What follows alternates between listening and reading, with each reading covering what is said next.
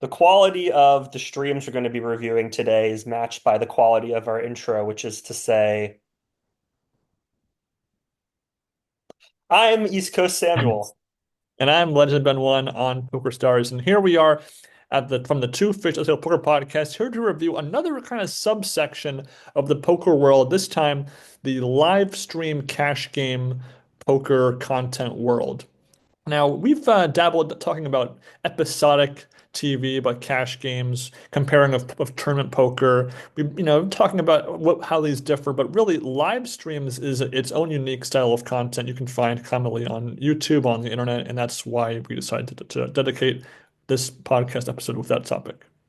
Yeah, and just to be clear, we have reviewed high stakes poker and the cash game television shows that I think pretty much everyone who's watched poker knows about, which arguably might be more popular than the World Series of Poker broadcast back in the early to mid 2000s, these shows, and really some of the most successful, most syndicated broadcast shows out there. We're talking about live streams that are mostly housed on YouTube as well as Poker Go, which I wasn't super familiar with before. None of these three shows, The Fold is a new show that we're going to be reviewing, but I really hadn't heard about these sorts of streams before. Live streaming in general is something I'm really not that interested in. I don't really want to watch for 3 hours some person babbling into a video camera, just sort of doing whatever they want. I understand that there's audience interaction, and I've seen a couple Twitch streamers like Finster do their Twitch streams where, they talk with their audience, they answer questions, things like that.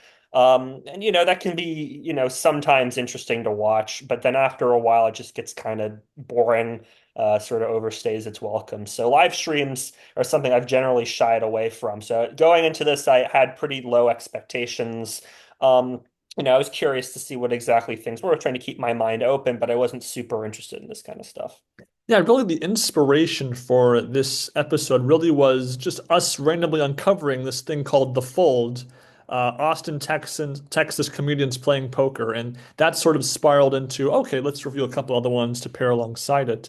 And I have watched cash game streams from Hustler before, but there's really two ways to watch these. One is to actually watch them live, and one is to sort of watch maybe yesterday's recording and sort of skip your way through it. And really, that's normally how I watch these, where I'll have it at 2x speed and maybe I'll hit the right arrow on YouTube to fast forward 10 seconds at a time and sort of get to maybe a hand between players I care about or get to a meaningful pot. Because obviously, when you're watching 3, 4, 5, 6 hour long streams, you're going to have some, big-ish hands as far as relative to the stakes of the turn of the game. If the blinds are 2550 and a pot hits to be 100K, okay, that pot matters in a way. But again, there's a lot of reasons why these streams are so popular, and a lot of reasons why I feel they have some merits at times. At other times there are just ways in which they really suffer compared to tournament scenes where you have really like life-changing money at stake here. Because the undercurrent with a lot of these cash games is that a player buys it for 10K, and if they double it, it doesn't really change their life, and if they lose it, they're just going to rebuy it anyway. So really, there has to be some big reason why a hand or a table can be entertaining to me. And again, I feel like it's a roll of dice if any given night of a live stream is successful. And in our case here, our RNG, our randomness did not turn out so well. Uh, Really, this is really emblematic in one of the more unusual cash game structures I've seen here is the fold. This is a relatively new stream. It began in April, so a little over a month ago, and it's filmed at the Lodge in Texas. And it's had a few more episodes since the one that we watched. We watched the first episode, where it's about a little over 3 hours long. They play a pretty the lowest stakes you'll probably ever see. It's $1, $1. Obviously, online you could see lower stakes than that. And it made me think kind of actually, what would be the lowest stakes, Sam, you would willingly play? And I feel like, if it was like 1 penny, 2 penny live, I would be all for that. I don't know about you. I think that I would enjoy that because you could lose a buck and not really care. Well, I've spoken before about how my aspiration is to be the greatest poker player who never once played it for money, so I have to say no to that. But yeah, like, the porpoise, as you mentioned, you really hit the nail on the head here. The stakes are very low, right? I mean, yeah, they're buying in for $10,000, which is a lot of money, don't get us wrong. But these guys obviously are putting up that money because they can afford it, right? And in the case of, a tournament, a $10,000 ticket into the main event, you're playing for the world championship, you're playing for millions of dollars in fame, versus here, you're really playing for, I mean, yeah, you put up $10,000, but I mean, each pot is relatively small. Uh, if you lose it, you can just buy in again. A lot of these guys bust and then just buy in again for another 10K, which again proves that they can afford losing that first 10K to begin with. So yeah, I mean the stakes are just very minuscule, but the that's not really the point of these streams, right? The point of these streams is to get like six, seven, eight funny, intelligent people together in a room to banter with each other, create this sort of, light hearted atmosphere. And for the fold, like that is the selling point by far, right? They keep mentioning like we've got six comedians and we're gonna just talk and have a good time, chatting with each other. We're sponsored by this underwear company. If you bust me out, you get a free underwear. So it's okay if it's low stakes as long as the chat is interesting, as long as the conversation among the players is interesting, and it's just not. Yeah, again, we'll break down how each of these streams is different, but there are, of course, a lot of elements that are very similar. One is, of course, the classic profit slash loss chart, where every so often, not too often, we'll see what the stack sizes are and how much someone is up or down. If somebody left, then we see, okay, they left when they were down, 25K, they left, and the booth usually will mention the big winner and the big loser. And again, that's another important element of these live streams is having somebody in the booth to sort of provide commentary during the maybe the breaks and the table talk, maybe during provide a little bit of insight into this is a really good play, this is a really insane bluff. And hopefully not make the audience watching at home annoyed, which unfortunately was often the case with me watching some of these guys in the booth here. And I think maybe the biggest issue with having these live streams is also that you have usually like a live chat feed, and depending on which kind of stream it is, they will occasionally read questions or be like, "Wow, everyone's hating this play in the chat," or everyone's rooting for so and so to win this hand or something. And the problem is that I just don't really care what the audience has to say. I mean, it'd be one thing if I personally knew the players playing. Okay, I would kind of be curious to see, okay, everyone likes my friend. If Adam Grosek was playing in a live stream, I would care about what the comments would be about him. Even if I only laugh at him sometimes. That's obviously not the case when I don't know any of these players. But also, it's definitely kind of distracting when you're trying to watch the poker and then you have like on the side the chat. You're just, I mean, I feel like you kind of need to even if if you had a third window up on your computer while you're watching the poker, there's be too many things fighting for your attention. So I don't think that quite works for me either. Yeah, the chat just doesn't really say interesting things, and the commentator is sort of goading the chat, like, "Whoa, what did you think about that play, chat? Whoa, wasn't that a crazy bluff?"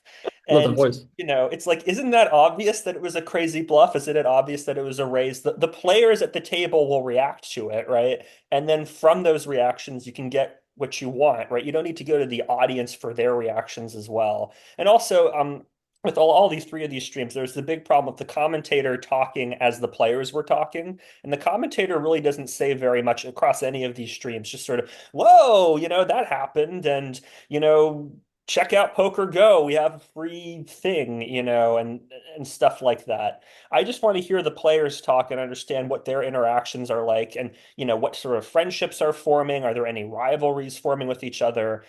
That would provide more insight and be more enjoyable than the commentator talking over it.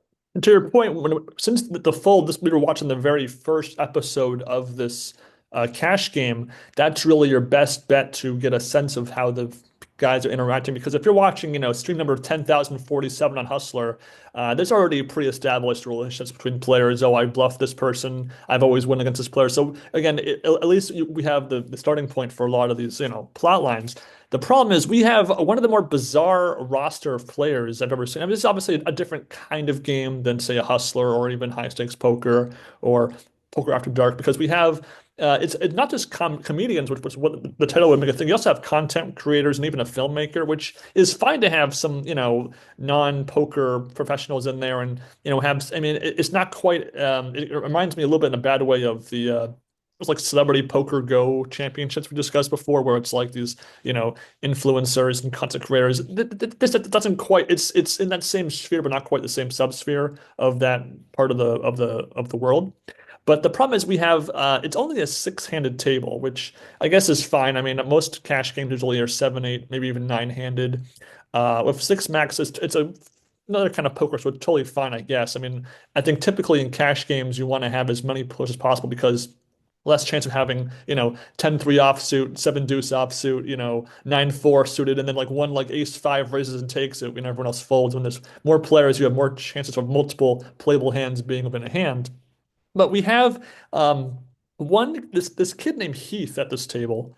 I'm not really sure how old he is. I'm sure he's a minor, so I assume we're not meant to know how old he is. He looks like he's like in that year between middle school and high school where it's like some kids have the growth spurt and some kids don't. So he looks like he could be like literally like 13 or he could be like 17. I don't know. And but before we go into that, I guess the structure of the fold is they're playing 1-1. So the small blind is the same as the big blind, which I've never actually seen myself like before, which I guess it's an interesting structure. I don't know. It feels like it makes sure that the small blind plays more hands, I guess. I don't know. And the players bought in for between $100 and $300. So again, small stakes. When I've played cash games a handful of times, I bought in for 100, 200. So it's about how much I would have bought in anyway. So that's fine. I can relate to that. With a weird structure where there's a bounty where the host of the show, if you bust him, you win this like bunch of crap basically. You win 1 week of Sheath underwear, which is kind of the main sponsor of the game, a box of beef, and a day pass to Kuja Wellness. Again, busting this guy, so knocking him out in a hand. And basically, uh, they discussed the structure of the bounty. Like, if you knock out the player who won the bounty, would you win it? You don't. But it's not a bad idea if you ask me, if you were going to continue that. And here's the thing is that ironically, this kid Heath wins the bounty. And there's basically from that point onward, all these awkward jokes about the underwear this minor is going to be wearing or winning. It's like it's just really off-putting. I mean, call me a prude, but that just felt really kind of wrong to me in a very unusual way. Yeah, I mean, Heath to me looked like he was maybe 12 or so. Yeah, it's just kind of weird to have one kid with a bunch of adults around him. And yeah, there were jokes about abortion during the stream. There were jokes about uh you know just weird stuff throughout. I'm not saying like they were harassing him or anything. It seemed like he had a decent time, but yeah, I thought that was just really weird. Yeah, I mean, the other guys, they seem like I'm sure if I had a cup of coffee with them and sat down with them, they'd be nice guys, but none of them really said anything that made me laugh. A couple times I like smirked a little when somebody said something, but that was really about it. And none of these guys seem to have any real experience playing poker. Again, Heath is like a 12-year-old kid. I get that. He keeps misraising, like he probably misraised like 15 times, I'm not kidding, during the stream or something like that. A lot of just really strange plays all around. And again, that's okay, I guess. But I mean, if you're trying to look for some like interesting poker play or whatever during these streams, you're not going to get any of that. And it just gets really frustrating when it seems like people just don't understand how to play at all. I mean, it's okay if, there's a little bit of a learning curve, and as time goes on, they start to get a bit better and start to pick up the rules, but they really, by the end, they don't really seem to understand anything at all. Yeah, I mean, I guess when the title of the video is comedians playing poker, I guess I had maybe this delusion that meant that like they'd be telling some jokes throughout the entire thing, and there's maybe one or two jokes that are told in like a traditional joke sense, but otherwise, I just found that the table talk to be very boring, not interesting, and the commentary didn't was pretty bland and simple as well, and he didn't really call out the players for just how bad they were playing. Like Heath, he early like in the very first hand, he folds a flush on the river.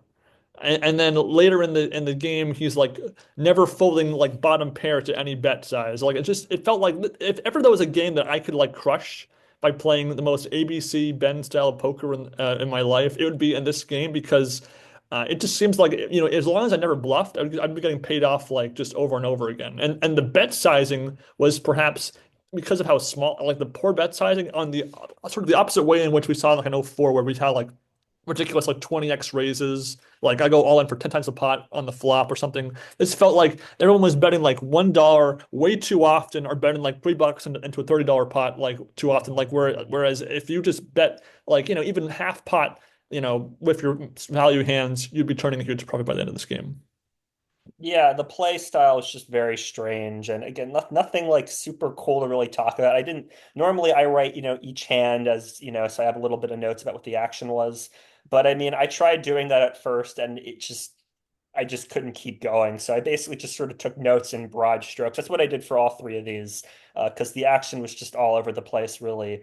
Um, yeah, I mean, again, everybody seems to be having a good time. They all seem to be friendly with each other. But again, like none of these guys are super accomplished. So I mean, these filmmakers are, maybe they could tell us like stories about being on the road or what, films they're making. But I've never heard of any of these guys before or since. Really just sort of like D minus list comedians, if that. Yeah, I mean, I really, again, I'm sure they're nice guys. I'm not trying to say anything mean about them, but there's just really not much there. And I feel like even though content creators aren't comedians, a lot of content in the world is comedy focused. So this didn't feel like a table full of comedians. It felt more like a table just full of guys talking and trying to be Yeah. funny. Which, when you're at the table and, in part of the atmosphere and you're chipping in your own words here and there, that can be amusing in the moment for those people. But if you're watching this online after the fact, it just doesn't work in that level whatsoever.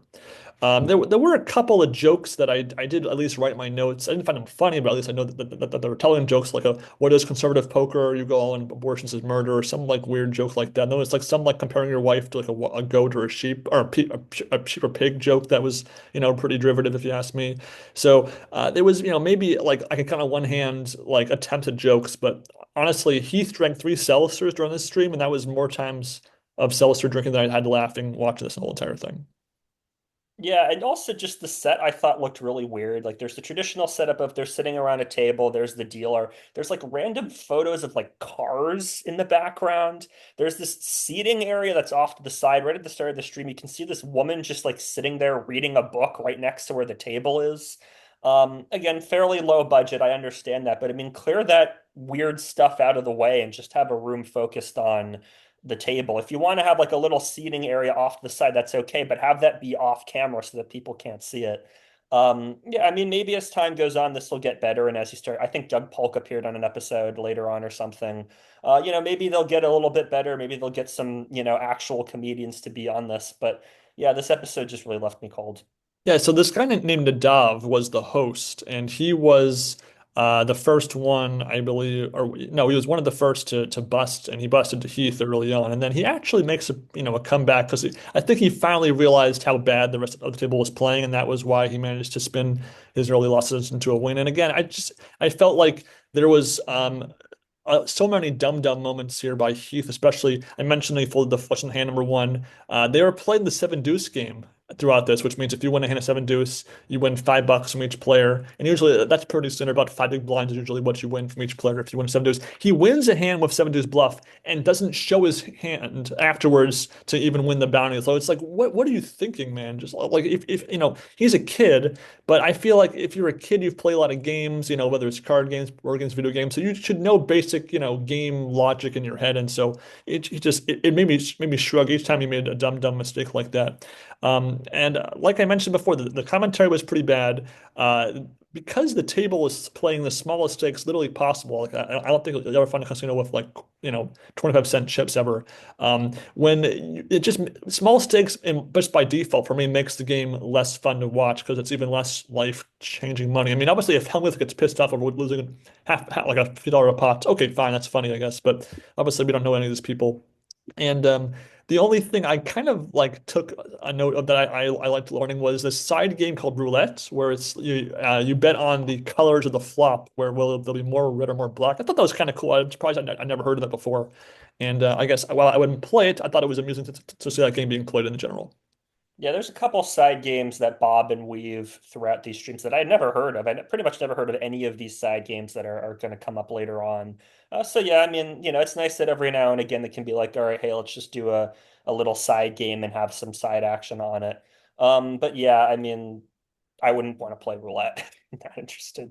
Yeah, and I feel like I think I gotta say it. Do we need to explain like how was it illegal for Heath to be playing this game in the first place? Like was it not like were they going to count your chips later, or were they buying? I don't understand how a minor was allowed to play. Maybe the Texas poker rules were different, or it's because it was for, I don't, I need to know how that was legal because I'm pretty sure in every other state that wouldn't be possible.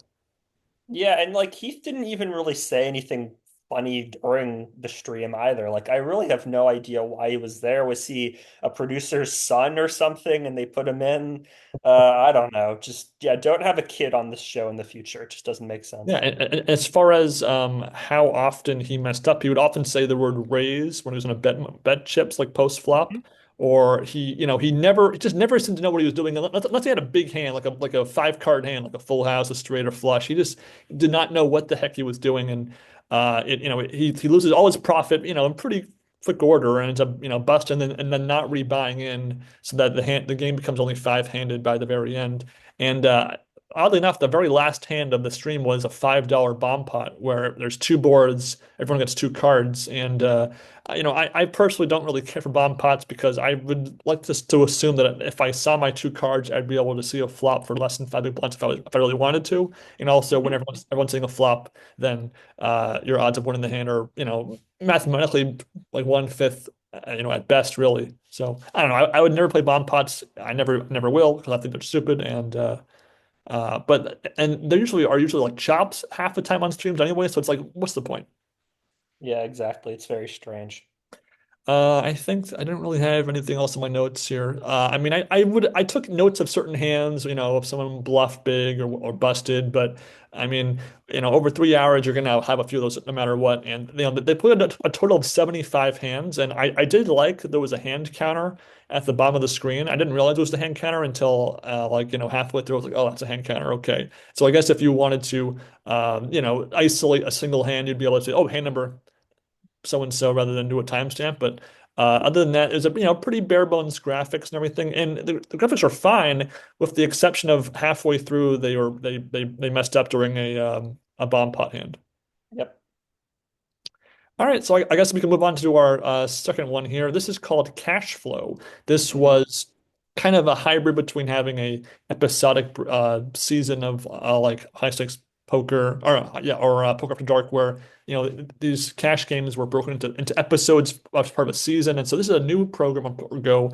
So we watched episode 1 of season 1, about a little bit longer than the fold here. It was 3 hours and 17 minutes long. And this time we had Renko Renkema and Donnie Peters in the booth. And again, it's actually pretty similar in appearance to No Gamble, No Future, the set, Hmm. some of the graphics, even the guys in the booth, and even Justin Young still being at the table here. And this is kind of structured as a Justin Young sort of gathered, his invitees kind of cash game where they play $100 blinds with various different little things mixed in, seven deuce game, bomb pots, the mini wheel of gamble, which we'll get to for sure in a few minutes. Straddles, the knit game, and Omaha, variants. I think it was like where they could either bet the pot or fold, which is Yep. kind of strange and limiting, but whatever. And with this, I found this to be equally as boring as the fold. Same here. I'd never heard of like any of these guys who were playing. They're not very interesting people. I don't know how to put this delicately. Their banter is not very interesting, especially when you're watching at 2x speed, which I did for all of these. Yeah, I mean, the set looks okay. It looks a little bit more professionally done than the fold, though. I think the use of green, like this, there's this like alien looking green around the set that I don't really like as that much. Um, I like Remco fine. I mean, I've seen him do, run it back streams, and I think he's sort of good on a one-on-one interview setting. He asks good questions, he gives good responses to his respondee, and he seems like an enthusiastic guy. But he just doesn't have a whole lot to work with here. He kept asking, what chat, what do you think? What did you think about that hand and everything? And again, as I mentioned, I don't really want to hear about the chat. I don't really want to even hear from the commentator. I want to hear from the people around the table what they're saying. But yeah, like none of these guys really stood out in terms of they seemed like, okay poker players. I mean, they seemed like they know what they were doing more than Heath did, certainly. But nothing super exciting in terms of like, oh yeah, that one player did like a super cool bluff, or that one player super spewy, nothing like that. And I mean, again, they seem to have a good time. They seem to be nice guys, but really not that much to hang my hat on there either. Yeah, and also because this was designed to be a no limit hold'em table, they were not equipped to have PLO graphics set up. So every now and then when they do a PLO flip or they do one of those like sort of side games during a dealer change or something, we just couldn't see the whole cards until the hand was over. And I just think considering that we've had like 8 game mix or the horse or the PPC championships on Poker Go where they are able to adjust, like it just made no sense to me. I mean, it's not like they couldn't have asked Justin Young, oh, what side games or what bits are you going to do during your game here so we can prepare for it. They just weren't equipped for that. And I would hope that for maybe episode 2 or an onward that they would be ready for that. But I think it's pretty inexcusable in this modern era of poker.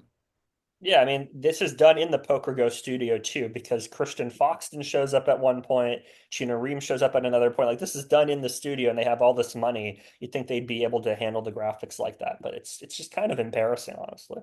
Yeah, and you mentioned Foxen and Chino Reem, sort of cameo appearancing. It's like, well, I want to see those two play in this game, not these schmoes that I've never heard of before. I mean, it kind of felt like you're watching a movie and some like A-list celebrity has a cameo for like 3 cents. Like, oh, no, no, no, get them back on screen. Let me see them on this movie more.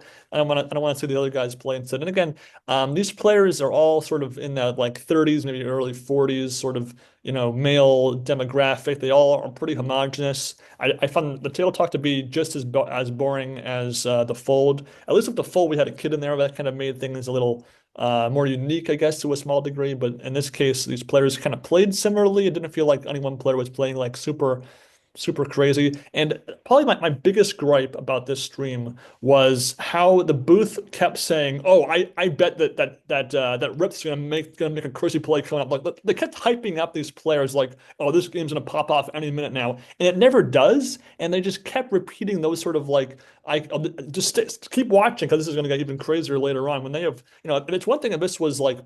They did commentary like watching a feed of it after it already happened, so they know in advance what's going to come. But just the way they did it was just so horrible to me. It's kind of hard Yeah, to I mean, word it just right, but hopefully you get what I'm saying. yeah, I mean, none of these people really played out of line, as I mentioned. I mean, it was a lot of big hands sort of playing themselves, a few bluffs every now and again. But yeah, like, oh my God, this guy's gonna go crazy, and then just nothing happens. I understand that, that's partly due to just hand selection, right? Somebody's about to go crazy, and then you get 8-3 offsuit, so they just fold. So that kind of dilutes the potential for crazy hands a lot.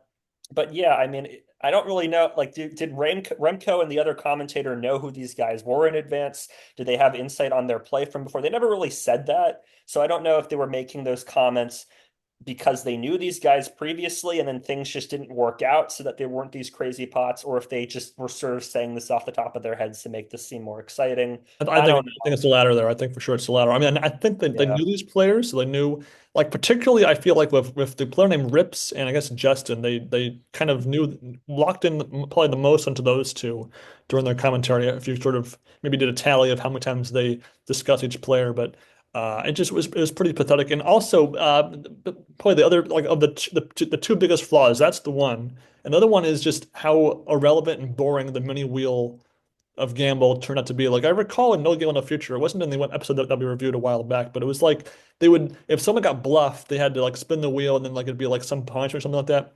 In this case, it's just like some like random side game for like one hand they play, and it plays out just about as boring as possible. I feel like they need to explain when they would use the wheel or what was on each part of the wheel, and maybe and also I think for the first 2 spins they spun the exact same thing, so it was just a pathetic gimmick that didn't amount to anything, and it just really dragged things down as well. Yeah, it was a PLO flip for the first two, a 1K PLO flip. And as you mentioned, the graphics weren't working, so it kind of undercut the wheel. Yeah, I mean, I'd like it if they worked in the wheel a bit better. It's fun to have a little bit of a random element. Like if somebody busts, they get to spin the wheel, or if they get bluffed, they get to spin the wheel, or something like that. Some determinant. You get, the ace of clubs in your hand, you have to spin the wheel. That might be kind of fun. I don't know. Um, yeah, I mean, it's nice to add a little bit, a little bit more spontaneity to that, but they need to do a better job working it in.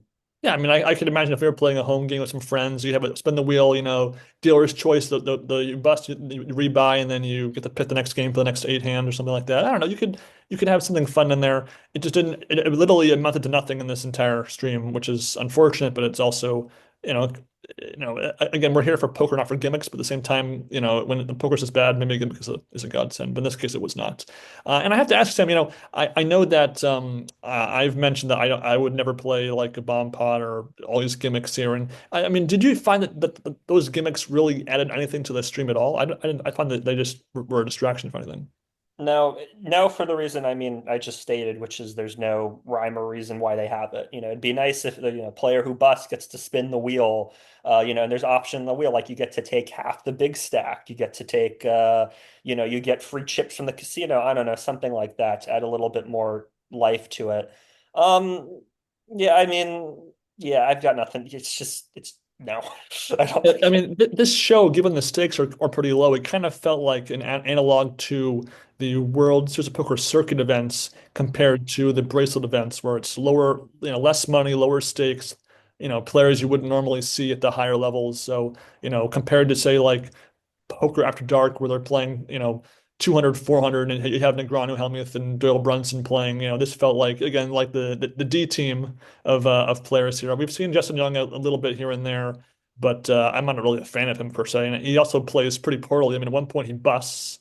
He gets rivered four out and busts, and then he goes on tilt and shoves ace eight the next hand and busts again. It's just like, you should be better than that. I mean, I understand you lost a big pot, you busted, you rebought, you want to get your money back, but you don't do that by, overplaying ace eight because it's just bad poker. I mean, I understand you want to get it all back, but you're all you're doing is, if you're obviously you're playing this game because you think you have a skill edge over the table, and so why would you want to minimize your edge by, playing high variance like that? That's my issue with it. Yeah, exactly. I mean, the one amusing moment is after Justin busts, he like reaches into his bag to like get more chips, and he pulls like one chip out, which I thought was kind of funny. There's a couple just sort of like little awkward visuals, like some guy brings his dog in a bag. I thought that was kind of, like just this dog sitting. I don't like dogs very much. It's just like the absurdity of walking onto a ostensibly professional television studio with your dog in a bag while there's all these like staffers wearing suits and ties too. Like there's a shot of this guy sitting in the background with his dog in a bag, and then this like really like stone-faced serious staffer in like a full suit and tie. I thought that was funny. That was the most entertaining moment, that one visual across all of these streams. So the fact that I'm bringing it up should suggest how bad the content is. That's rough, rough. Yeah. And again, yeah, so a dog sat in seat one for a minute at one point, and then we saw photos of the booths, Renko and Donnie's dogs briefly. And again, I feel like that, is just so random that it's on my list of notes because it stood out because the poker was so boring. Like I had probably half as much poker notes as I did for the fold, and these are comparable length streams. So yeah, I think enough said there. I think and so the big winner after this whole thing was Sean Madden with about 23,100 in winnings, and the big loser was Justin Young, who was down $30,000, which is about, three buy-ins, I suppose. I mean, the players bought in for a variety of stack sizes, 10K up to 56K. And I guess it's funny that I guess they chose before they began how much to buy in for, because Hmm. otherwise I feel like you'd want to at least match maybe the average chip stack of the table. And I ask you something, if you were gonna let's say you were being staked and you were gonna buy in, would you put all your money on it at the start, or would you have like a three sections, like three thirds, one third stacks, or how would you approach a buying into a cash game like this? I'd have to know what everybody else is doing, I think, before I made that decision. I don't know. I mean, I think there's something to be said about having just a big stack at the outset, especially when you're a tight player like me. It's kind of nice to have that. No, that's fair. So again, it's kind of hard for me to say I liked one of these two more than the other. They're both 1 out of 5 experiences for me. I guess the fold was just so awkwardly bad that I'll give it the nod. So it was boring, but it was boring in a different way than cash flow was. But I still can't recommend another one. Yep, same here. Which leads us to Hustler Live. So this is a program that has existed for several years prior to us watching it for the sake of this podcast. We chose specifically the May 12th, 2025 stream, a Monday, I believe it was, for this. And this is about a 5.5 hour long stream, although the first half hour is just kind of the introduction with old clips and the introduction. So really, it's about 5 hours of poker. After these air live, they do add in some timestamps for some of the bigger hands, and you can also rewatch the live chat as it appears in real time of how it links to the footage. And so there's a little bit, again, I thought there's merit to watching this one after the fact than some of the other ones I compared to watching it live where you know, are at the mercy of the pacing and stuff. The title of it was called Bruce Buffer, Sashimi, Coco, Raver, and Crazy Drew, Max Payne Monday. Commentary by David Tuchman, who again I've listened to him for over a decade now in poker. He does commentary for different brands of poker. Obviously, I remember him most for his Worlds of Poker in like the mid 2010s when he would do the final table streams there. And he has played in a fair number of events. He made that, you know, fairly deep run in 2012 in the main event, for example. And with Hustler, I don't know all of the culture and the history behind it, but I know that Monday is usually lower stakes than Tuesday through Friday, and it does have a revolving door of players where there are fan favorites and fan least favorites, and so there's occasionally a celebrity or a non-poker pro mixed in there. And so I've watched a good amount of these over the last few months, actually. I don't know about you, Sam. I haven't seen any of these before. Yeah, I mean, obviously, it's kind of hard to dive into this because, as you mentioned, like Sashimi and CA and all these people are like established personalities within the Hustler universe. David Tuchman clearly knows them and is, commenting on their play with that memory in mind. So for a new person like me who, really never heard of these people before, this is kind of overwhelming to just sort of throw myself into it. Especially, yeah, the first 30 minutes just being this like countdown of old clips, this like weird little view of like the table being set up and all that was kind of weird. I also thought like having these like TikTok style edit like introductions for these players was kind of strange as well. I was just sort of like very discombobulating to throw myself into it. I prefer to just kind of like see the players as they are and figure out who they are and get a sense of what they're like as players, which I kind of sort of got. It seems like these people, know the game and have some familiarity with it. They play hands very, very fast. I mean, I noticed that throughout it, just all in after all in after all in, especially in the second half of the stream, which again was just kind of discombobulating. It just felt like an assault of chips, just everybody going all in all at once. Um, yeah, I mean, it was certainly more interesting than the other two streams, but we'll get into the nitty-gritty. Yeah, so as far as what made this particular game, how it differed from other Hustler games, is that the actual stakes were 10, 20, 40 with a 20 big blind ante, meaning that there are three blinds, and then players would often straddle for 80, and people could also double straddle for 160 and so on if they really wanted to. And at the player's discretion, they could elect to do kind of these, mini games or, one hand of like a $200 PLO bomb pot flip or $100 pot limit Omaha flip, or usually on like a new dealer they would do these games, and sometimes there'd be blind versus blind flips where they just cards turned over, no more betting, run the board out, and they could elect to run it twice, run it three times, whatever. For the most part on Hustler, I've noticed that they run hands twice, and I'm not a fan of that personally because it means that they get so many more split pots than not. And these players here, so from my past experience watching, I think Bruce Buffer was kind of the non-poker player. He was, I think he had like some, what was it, like wrestling announcing. He was kind of like the guy from like the wrestling league, right, or something like that. Yeah, he's a commentator, I think, for UFC, and he UFC, is that's right. supposedly, yeah, he starts out each match by going, "It's time!" He's sort of that exuberant guy. Yeah, I think he's played a little bit of poker in the past too, as well, but I think he's mainly because he gave the introductions at the 2013 when they were heads up when Jay Farber was heads up with Ryan Reese. He gave the introductions to Okay, them, so I think he's been I affiliated should have with forgot poker about for a that. while. Okay, and again, much like other cash game event streams, we see the not only the profit loss charts, but we also see like the VPIP. They also have certain facts like who's played the most number of. It's like a graphic where it shows like who's been the luckiest, who's been the tightest, who's been who made the biggest hand. So again, they throw a lot of information at you, not quite to the level that the rule the WPT does, but enough in there to keep all the math nerds happy, I suppose. The starting buy-ins, Sandor buys in for 10K, and everyone else buys a little bit lower, 2K to 6.7K. So. Um, it seems like it's a lot of big blinds, but really, given how the raise sizing and the straddles and everything, it's pretty low stakes with the implication that people will rebuy, and so the total amount of cash on the table will gradually increase over time. And of course, they also tip the dealer plenty, so the money is leaving the table, pretty regularly. And I didn't know what to expect from this because obviously, lower stakes, even by hustler,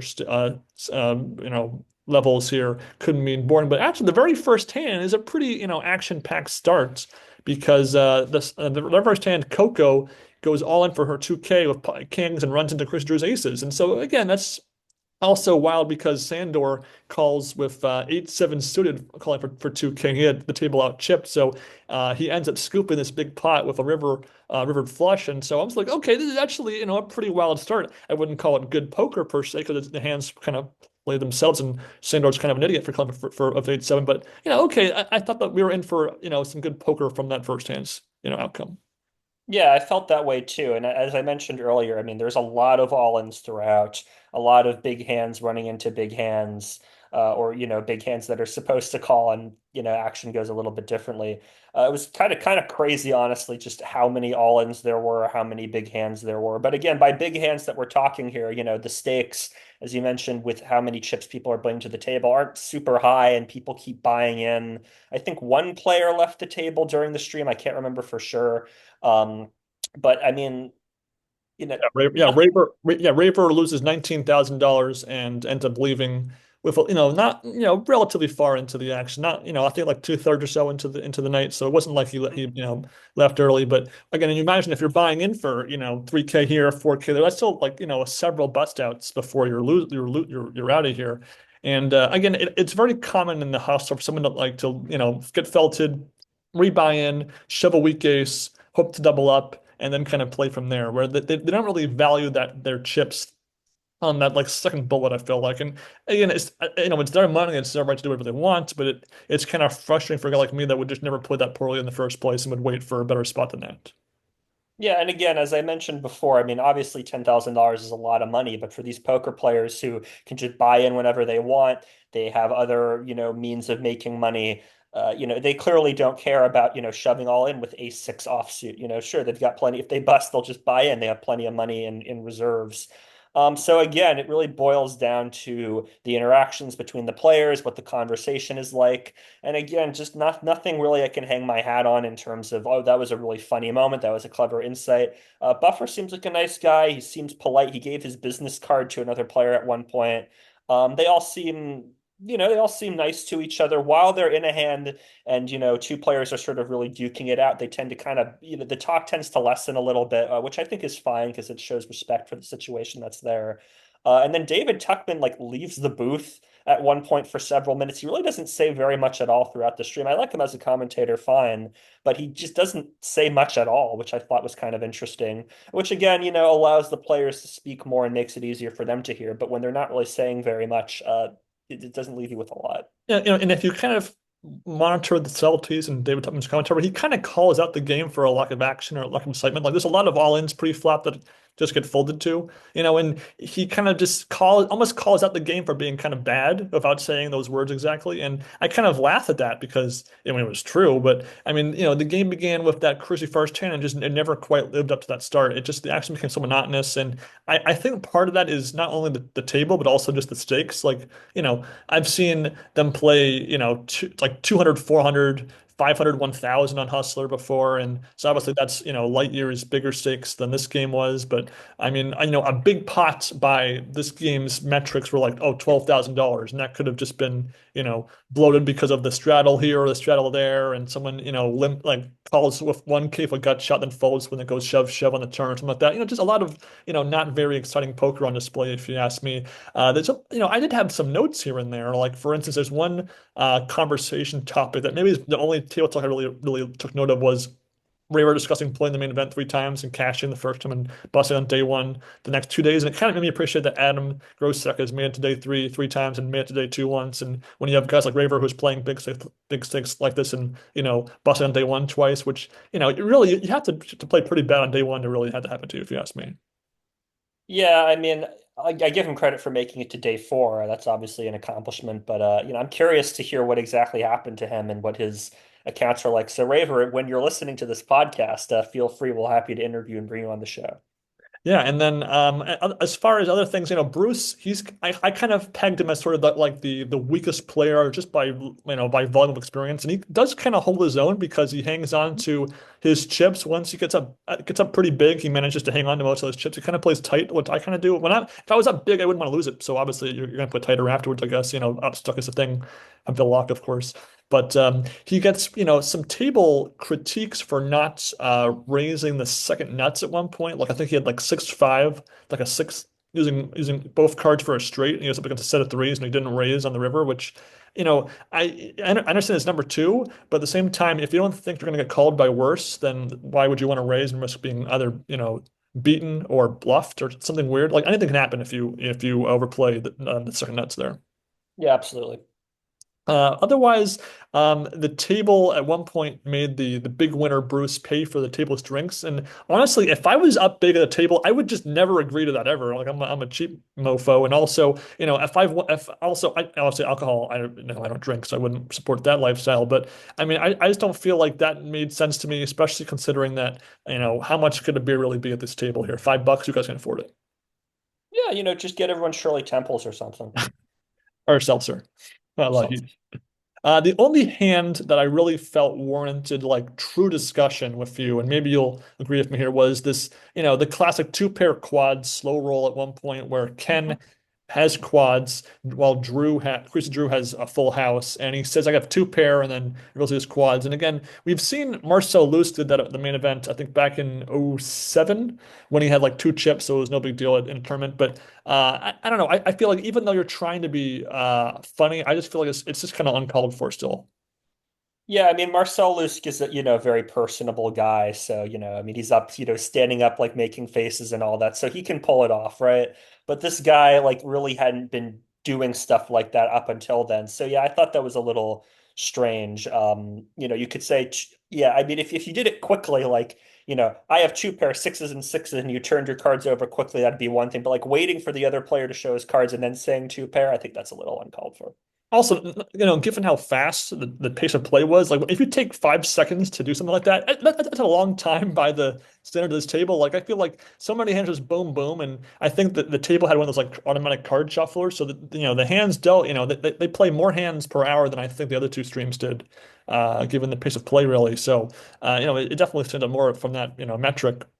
And let's see. Besides that, let me just think here. I mean, I guess one player joins in kind of late. It was King I Ken. That's the guy who made the slow roll. He came in to take Raver's seat once he lost $19,000 and left. But Mhm. I guess he was trying to make a splash in the limited time he had to do that. But nonetheless, I feel like slow rolling is really silly unless it's like you're playing for like for fun and it's just your friends at home. In this context here, I'm just even with it was better if Sean did with Mike Madison, and it's bad here.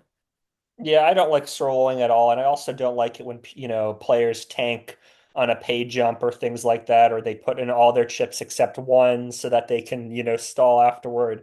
Just keep the action moving. I mean, as you mentioned, the action had been moving pretty quickly throughout this whole stream, so to just have it slow down a little bit there is just not good. To have it slow down there is not a good thing, and then to obviously disrespect your opponent is worse. It's just not good. I'd argue that I guess by default, Tuchman's commentary was the best of these three shows, but he did avoid talking over the players for the most part. But he just didn't I don't think he's commentated more hands than probably anybody else in the world, which is great. But I don't feel like he really added to this experience really. He just more didn't detract from it.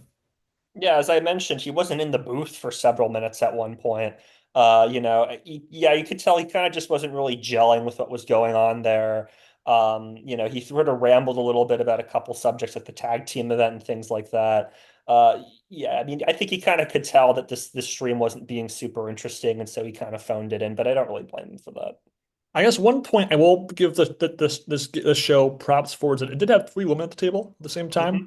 I feel like oftentimes we have one, maybe two if we're lucky at these sort of things. So, props for them for having three ladies at the table here, which by default makes us the most diverse, table of, by far of these three streams. So that's fine. I do feel like sashimi was the big loser of this stream, and I think.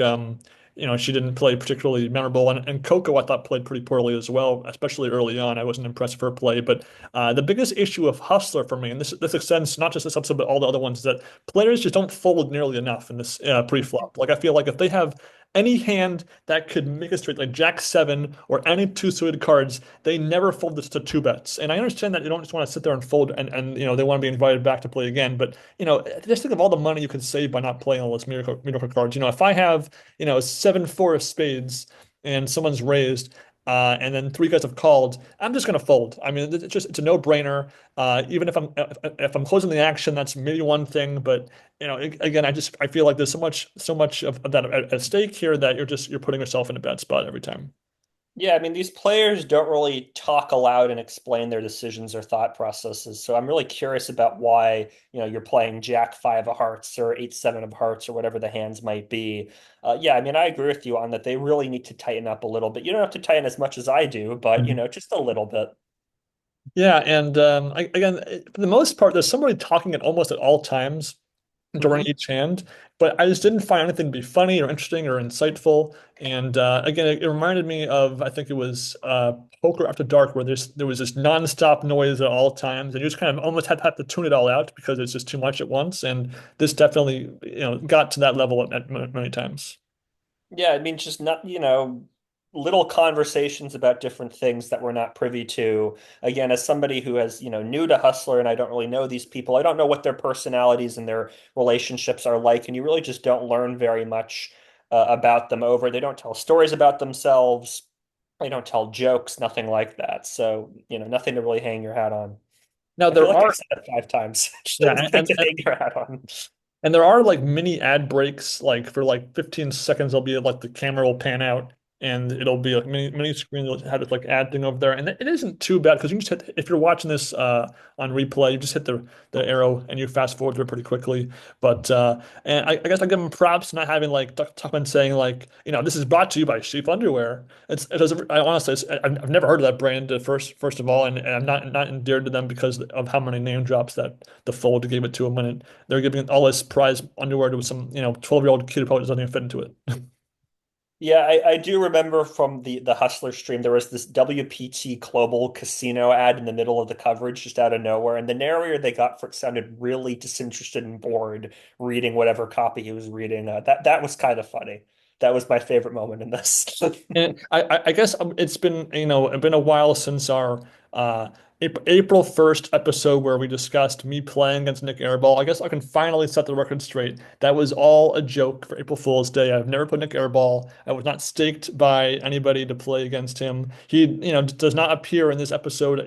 He's kind of like that awful player that you kind of love to watch play in these things because he's so swingy up and down. He's also been on a pretty good win streak recently, actually. It's kind of funny. But I know some of you are heartbroken to hear that I was joking with it the whole time. But nonetheless, I feel like given that we are discussing the show improperly today, we need to be honest about that.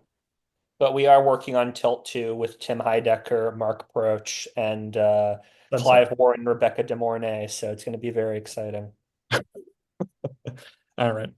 So I guess by virtue of it being marginally better than the Fold and Cash Flow, I'll give this episode of Hustler like a 1.5 out of 5. It's better, sort of by default. I think there are other episodes that have been much better that I've watched and enjoyed, but this was not one of them. And I would hope that if you were watching this podcast right here, you would skip that episode as well. Yeah, I mean, I'm sure if there was a Hustler stream where David Tuchman was a little bit more involved as a commentator, where there were more interesting people who could, talk through hands, and if the hands were a bit slower and there was a little bit tighter of a range, I think I could enjoy this better. The setup seems fine. It seems like they kind of know what they're doing. They have production value behind it. This is just kind of a dud, just based on the action and what was going on at the table. Yeah, and again, it's fairly common. You'll have a miss or two, especially on Mondays on because there's lower stakes where the pots aren't Hmm. nearly as exciting. And again, you can skip around to the time-stamped bits of the video and watch, maybe the 10 most spotlighted hands and maybe enjoy that. And the actual YouTube channel proper does have episode or videos, not the live content, edited after the fact where might splice together a few memorable hands so that you can see the top highlights. And in which case that might be worth watching, but watching this 5.5 hours is just not worth it. Yep, absolutely.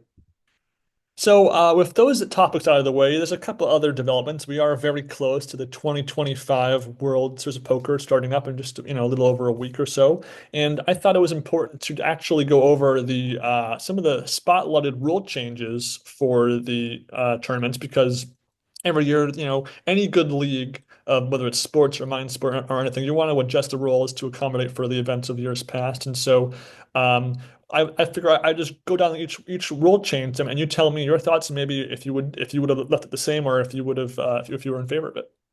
Yeah, well, I would just correct one thing. Today is the first day of the World Series of Poker, Oh, according excuse to me. the website. Flight A of the $1,000 Mystery Millions and the $500 Industry Employees No Limit Hold'em tournament has started right now, so they're Oh, actually good. underway. Oh, never mind. Excuse me. So again, this is more permanent that we go over this now. So basically, the first rule relates to when you register and when you show up to play. So Hmm. according this is from Poker News, so I will just kind of paraphrase here.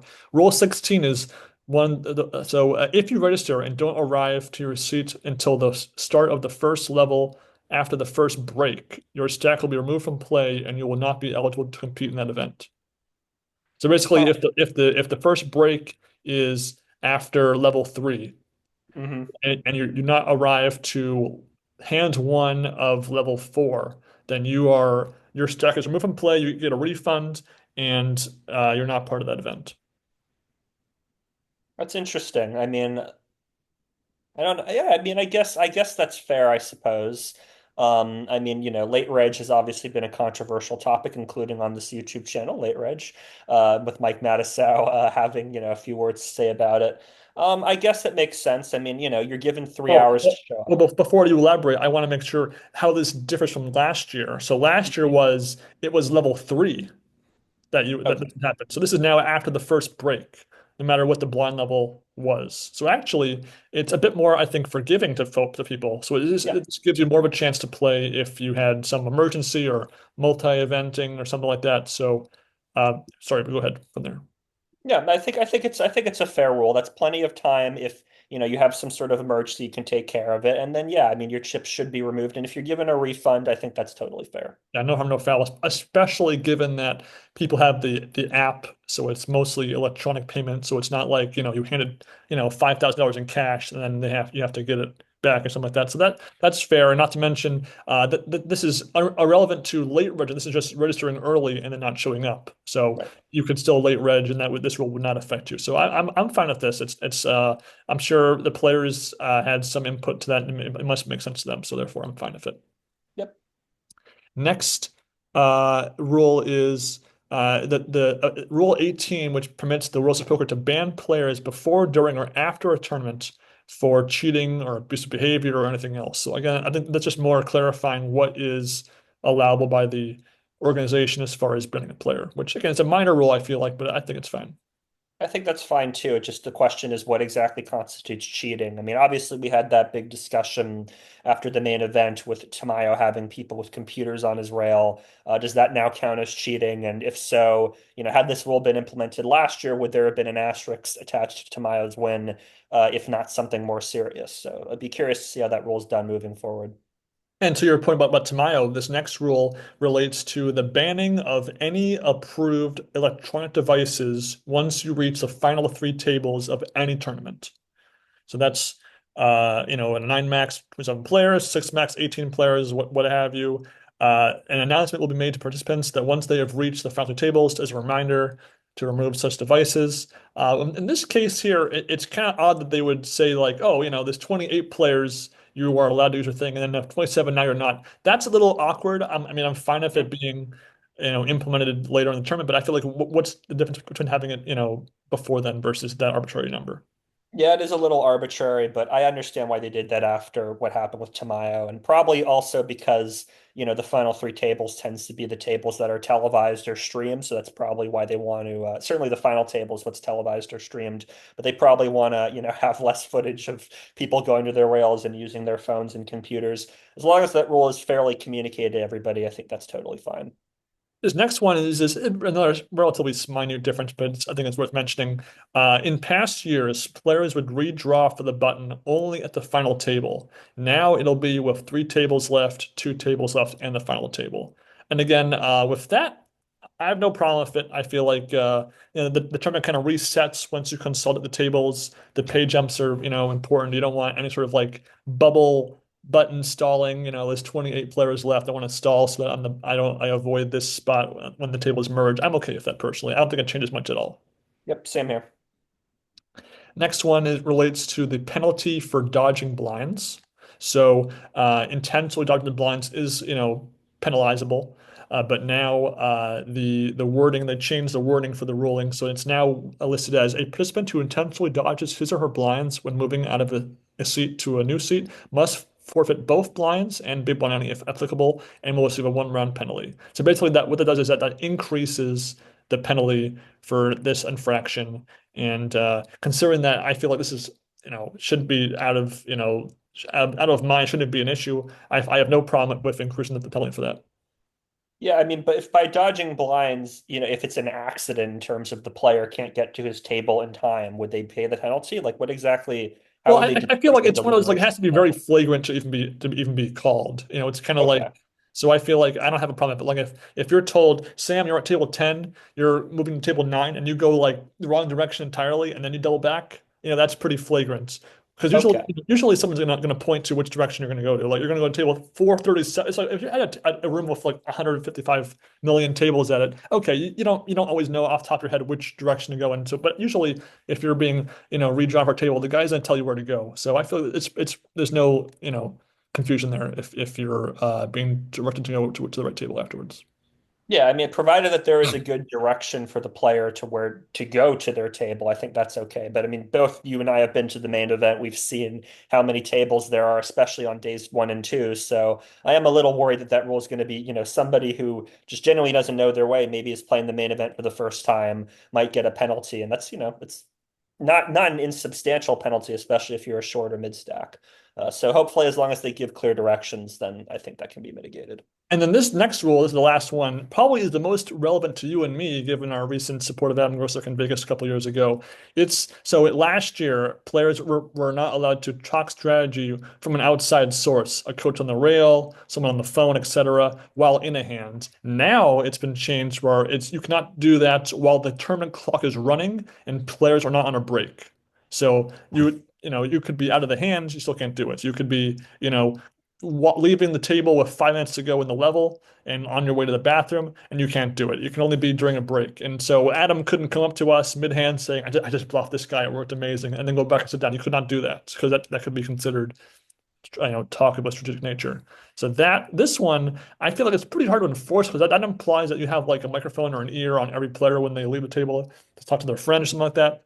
I don't know. It might be kind of hard to enforce too strongly. I'm not against it per se, I suppose, but it's definitely one that might, be enforced in a weird way. Yeah, I mean that's one way to think about it. Also, I mean when Adam was communicating with us, it was only like a couple, when he was involved in a hand every now and again. I remember he texted you a few times like, "Oh yeah, I had, ace eight of diamonds here, I had king jack here." I mean, would that count as sharing strategy? Just saying like, "Oh, here's what happened in the hand." I don't necessarily think that's exchanging strategy. If you've been had given him advice, been like, "Oh yeah, with ace eight, you should have three bet here," then I think that would count. But him just telling you what the hand was, I don't think that counts as sharing strategy per se. Yeah, and again, again, it could be so subjective. Oh, like sharing a hand information, it's not really strategy per se, but it could be interpreted as that because you're describing how a hand went down and what you did. So again, it's very, very vague. I feel like hopefully it won't matter too much for most players, but I'll definitely be curious to see if they change the wording or change the rule next year. We'll see. Yeah, and I mean, two people talking on a, like if when we were talking to that poker news reporter about, the hand that followed, right? Like technically speaking, we're sharing strategy, right? We're relaying to somebody what happened and a player could overhear that. Is that going to have an impact on how the rail talks to each other? Is that going to have an impact on how the rail talks to the media? I'm a bit worried about that. Just sort of thinking off the top of my head about it. Yeah, it's a good sort of unintended side effect. I mean, I suppose we're not players, Right. so we are allowed to say whatever we want in theory. It's when it interacts with a player directly, maybe. But again, that's why I felt like are they gonna force observers to say zero things while watching? I mean, that kind of seems silly. I feel like you can't enforce that, and I'd be curious to see like kind of put us in the poker room while they're playing and seeing like what we could would someone talk to us and say, as long as we're standing, like, or you can't like be right next to the table and say anything, but if you're like 10 feet away, can you say, I mean, it's a lot of weird what ifs to think about there. I agree. Yeah, and also, I mean, we saw Daniel Negreanu at the feature table. He got his autograph. He would get up in between hands, get photographs. Is he and players like him going to be inclined to do that, knowing that, if they go to the rail and their fan says something like, "Oh my God, that last hand, did you bluff?" You know, wouldn't that technically count as sharing strategy? I mean, again, what exactly counts as sharing strategy here, and how far are they going to go? I'm sure Daniel Negreanu wouldn't get penalized, but is he going to be more inclined to get up from the table knowing that that rule is in effect? I don't know. Good point. Good point. So again, some of these rules are a little nitpicky, just reworded. Some I don't think will matter for the most part. Some might matter to only a handful of players here. Well, again, let's see how it plays out. But I just think it's always, I haven't. This is like really the first time I looked at the rule changes specifically for any particular season of poker. So I'd be curious if there was like a collection of every year the rule changes. I'd be curious to read that and maybe see how things have changed over the years. Yeah, absolutely. The other, I think the final talking point really we have here is a hand that took place that you told me about a couple weeks ago. I kind of heard about it a little bit prior to you telling me about it, but nonetheless, we'll discuss it here. It was from the EPT Monte Carlo, where a final table alleged angle shoot took place. And I gotta say, I had quite an interesting experience watching the video of this hand because it's about 7 minutes long, and at first I thought there was no problem at all. Actually, it was maybe it's a little like a brain fart, and then once the power of added context kind of changes everything here. So in this case here, it's with 6 players left at the final table. And what essentially amounts to oh, I missed that someone else had already raised, so I made an illegal raise, and how that kind of spirals things out of control from there. Yeah, I mean, just to go over the action, the blinds are 60K, 120K. Player named Wakil opens under the gun with Queen Jack of Diamonds to 270. And then Shevlikov, I think is how you pronounce his name, is in the small blind. He looks down at Ace King of Hearts, and he says out loud 360, which is an illegal raise, right? But that would suggest that he is trying to make it 3x from his position in the small blind. Um, so I mean, okay, at first you think, okay, maybe he just didn't see Wakil's raise. The floor comes over, makes it a min raise, so Shanklikov makes it 420. Seems fair, right?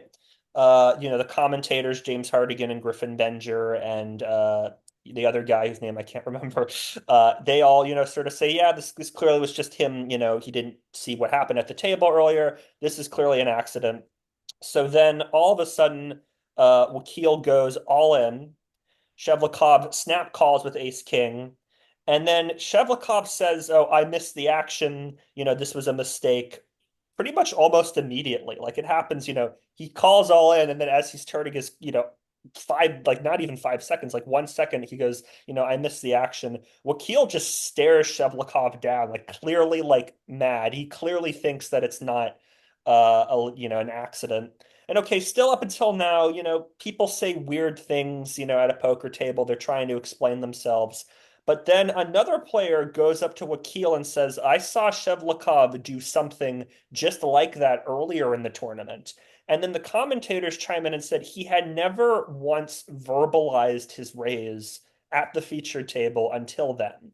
So those two pieces of evidence there, if we can believe that this happened on day four when there were 23 players left, and that he had never verbalized his raise, that's what leads me to believe that something suspicious is going on. That's when the sort of tide turned. Yeah, I agree. That was add those two details, and that changes my view of the whole hand. I mean, I still think that Wakil was foolish to go all in for 30 plus big blinds of Queen Jack suited, but nonetheless, that was. I mean, I feel like why not just like four bet or something like that? I guess four bet to a million, and then you know you might get a bit more information. If you're gonna go all in anyway, you might as well. I mean, again, that's I guess when someone does something illegal or wrong or English shooting, it doesn't really matter, I guess. But I don't know. I feel like that's how I would have put it probably. With that detail there, I feel like yeah, he's definitely in the wrong. It reminded me that it was that guy Freitas who had said okay, raise.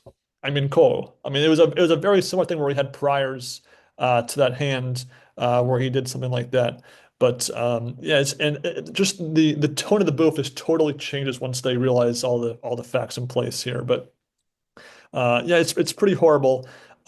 Again, the whole idea of him not verbalizing a raise. The one thing I would like to have done is I would like to twist in a shot of the whole table when Wakil puts in the original raise. Like, was Shellikov, was he looking off to the side? Was he like looking in his direction? Because sometimes when you're in a hand, you'll look at whose turn it is.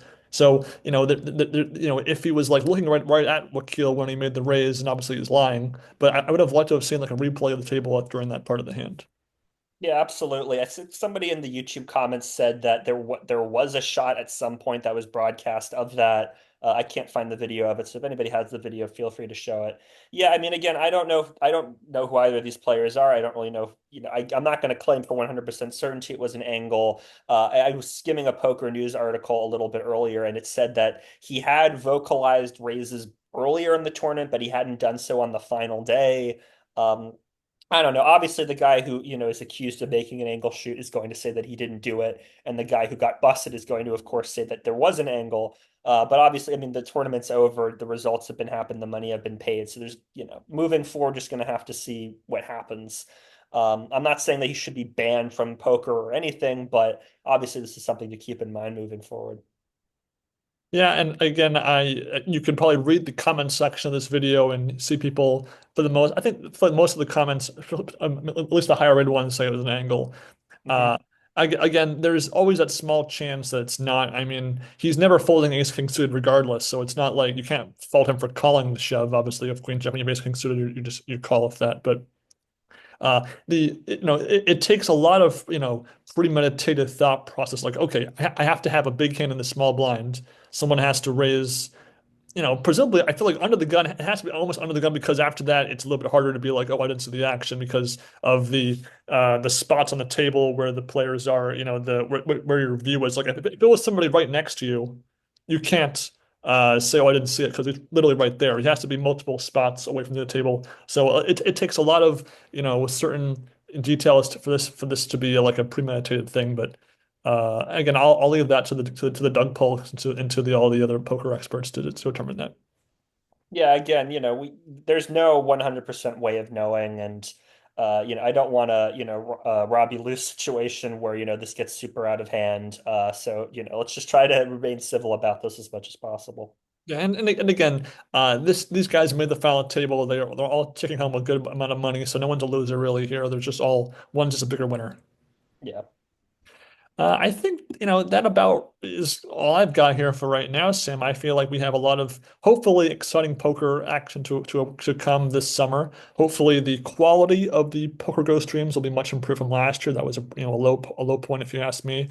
And even though I didn't really particularly enjoy these cash game streams, I think that there was still some merit in reviewing them and to maybe save the audience from some potentially boring poker. I mean, the Fold has had multiple episodes since this sort of first one, and I'd like to believe that maybe they got better one day to day, but I'll leave that to our viewing audience to find out for them on their own.